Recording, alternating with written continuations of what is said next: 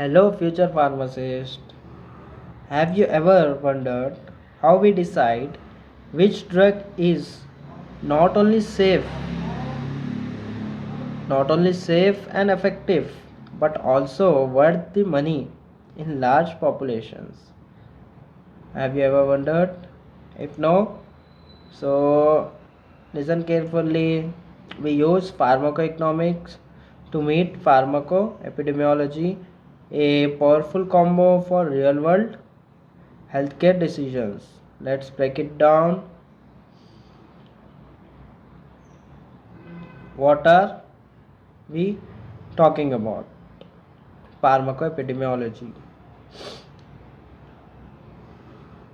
It means studies drug use, safety, effectiveness in large population. Pharmacoeconomics means evaluates the cost effectiveness of drug therapies. Today, they help make evidence based, cost conscious decisions in healthcare. Why we combine these fields? Pharmacoeconomics in pharmacoepidemiology. Why we combine them? To evaluate, to assess real world drug cost effectiveness, to guide hospital formulary and insurance decisions,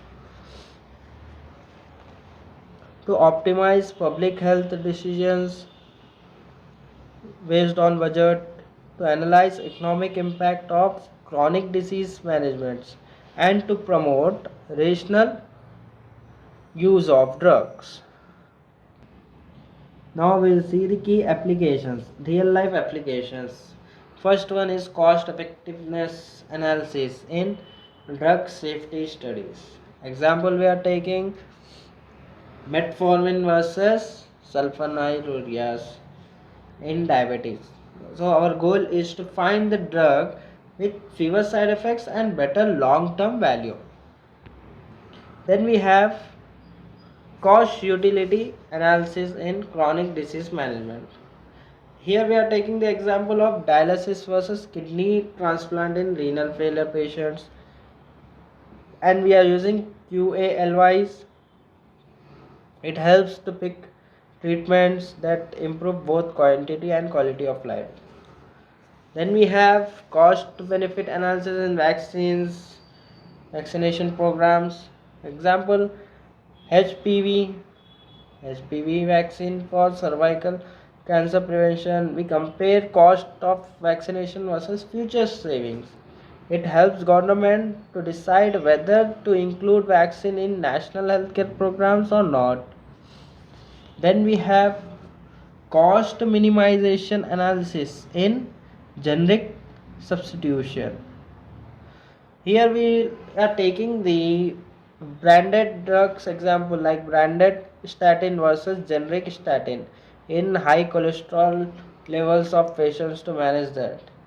Same effectiveness will be there, but cost will be different, lower cost.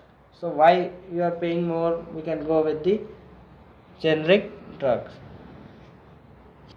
Then we have DUS, drug utilization studies. Example, antibiotic use in hospitals we are taking. It identifies overuse or irrational prescriptions. It supports policies for cost saving and safe drug use. Now we'll see a case study here. It is for antihypertensive drugs.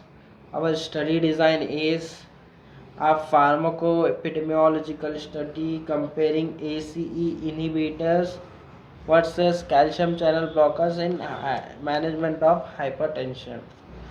Findings: ACE inhibitors lower cost plus fewer long term complications, while calcium channel blockers better short term PP control but more expensive. So conclusion, we are writing that ACE inhibitors were recommended for long term therapy,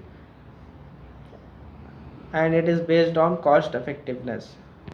So Next time you think of a drug safety or policy making, remember it is not just about what works but what's also worth it. So, pharmacoeconomics gives pharmacoepidemiology the economic lens to make smarter population wide decisions. If this helped you, drop a like button and hit subscribe button and share with your classmates. Comment below if you want a breakdown of CMA or anything else. If you have any doubt, comment it. Till then, bye. We'll meet in the next video.